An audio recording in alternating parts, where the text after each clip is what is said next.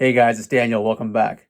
As someone who works in the music industry, who actually mixes and produces rock musicians, do you think there's any particular reason why bands have kind of strayed away from that old sound? Yeah, I think the industry is a huge part of that. Rock music was basically ignored by the labels for, the longest time. It started in the 90s, really. Once grunge kind of fizzled out, you saw a pretty major decline in rock music sales and the way it was promoted. But I think the drop in sales was because of the lack of promotion. And you got a type of record executive that was more concerned with signing something that was cool, that looked cool and was, hip rather than actually good. And I think that started the downward spiral. So then younger bands don't necessarily have the same influence because the music they're listening to is now what I consider mediocre. Like, if you're a teenage kid right now, your classic rock is from the 90s.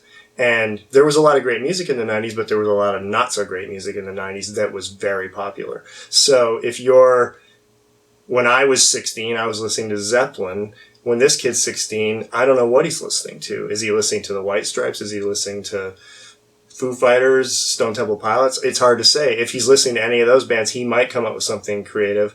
But, it's hard to say because there's so many different things that the labels put out there that I was just like, really? And it's still happening to this day. Like, when I look at the rock roster of record labels, it's a head scratcher. There's no songs in so many cases. There's always exceptions to the rule. There's newer bands that I like. I like Rival Sons. But, those are few and far between. And it's, I guess we all end up sounding like old curmudgeons, but it's just songwriting is changed. It's the machine, the factory of it has taken over the music business like never before. And that's, I think, what's changed it the most.